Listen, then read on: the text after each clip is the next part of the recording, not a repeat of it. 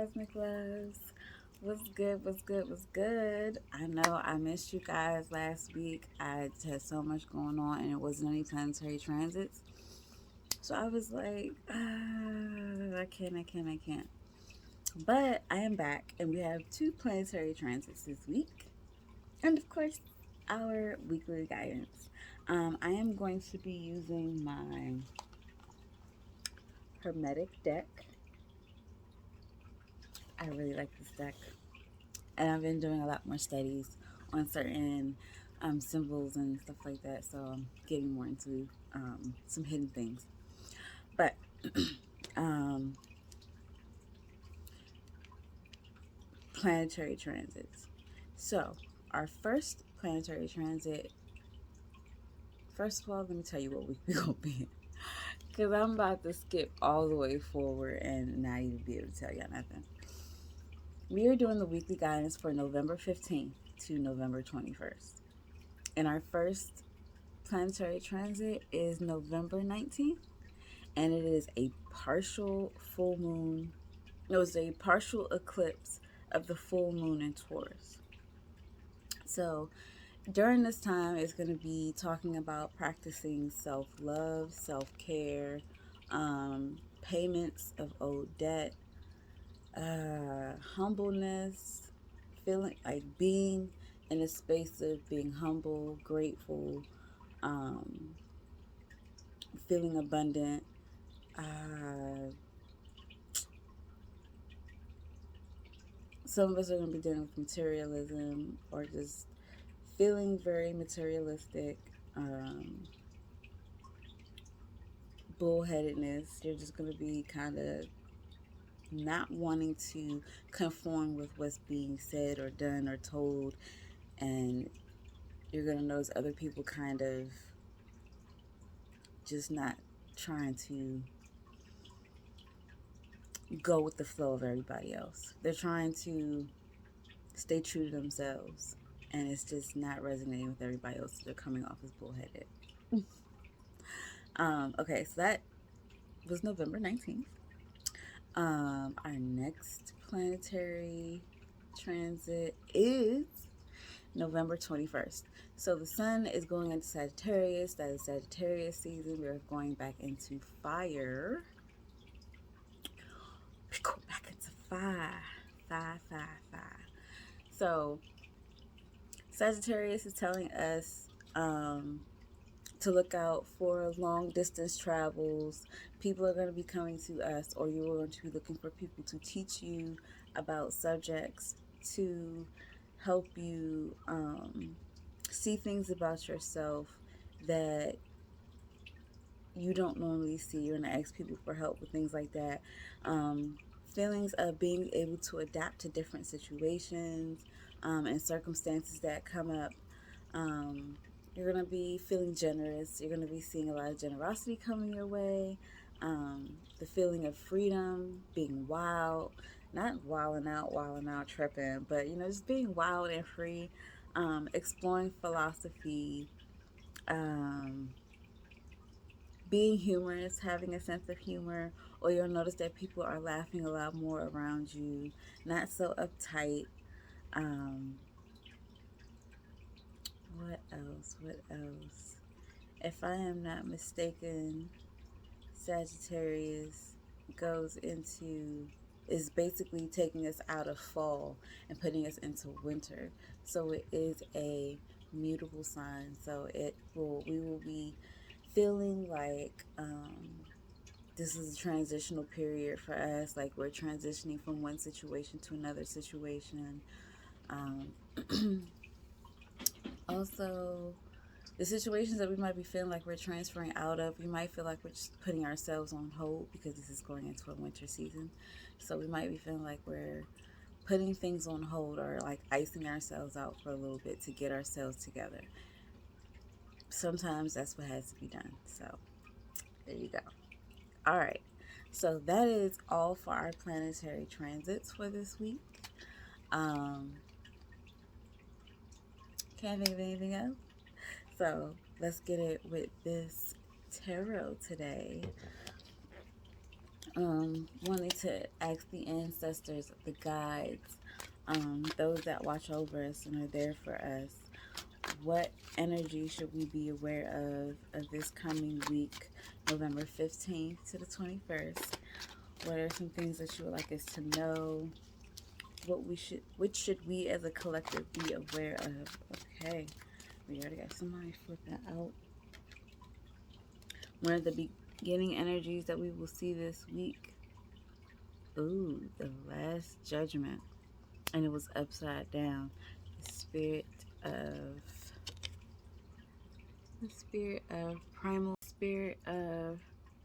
the primal fire. So judgment is Pluto energy. It's basically like rebirth, it's transformation. So what we're seeing, because it was upside down, is that we're not making a sound decision right now this week. There's some stuff that needs our attention, but we're not making an actual sound decision. And it's a decision for something that is very important to us. Something that like affects a large part of our life right now. So this is like something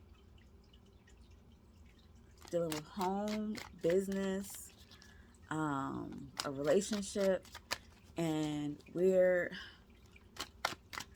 at a point where we want to make the decision, but this week is not a good week to make the decision. Like something saying, give yourself some time because you're not going to make the right decision this week if you go into it like that. So Spirit, let's see, what else do you have to tell us about this Judgment card? Because that is something either needs to go or be reborn, but because it was upside down, it's not about letting it go. It's not about getting rid of it. Okay. We have the Nine of Pentacles upside down, Lord of Material Gain. You're not feeling like things are coming to the type of conclusion that you wanted to come to. You feel like you've been putting in all this work in business and that you're not seeing the returns, because this is Nine of Pentacles. We're dealing with earth energy. We are dealing with the, physical health. We are dealing with business. We are dealing with, money, resources, and things like that.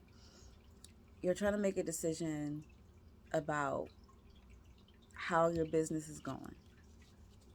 That's what that's about. You're trying to make a decision about how this business is going, but this is not the time for you to make that decision. You need to take a step back. You need to wait. It feels like you're not doing as well as you have been doing. So you're seeing things in a negative connotation, which I think that is what's messing you up, because you're seeing it in a negative connotation. Look around at yourself and see how far you've come. There is so much that you've done, and you cannot rush perfection. You cannot rush perfection. What jumped out at us? Give me 1 second to get that. Okay, so card that jumped out was the Six of Swords, Lord of Earned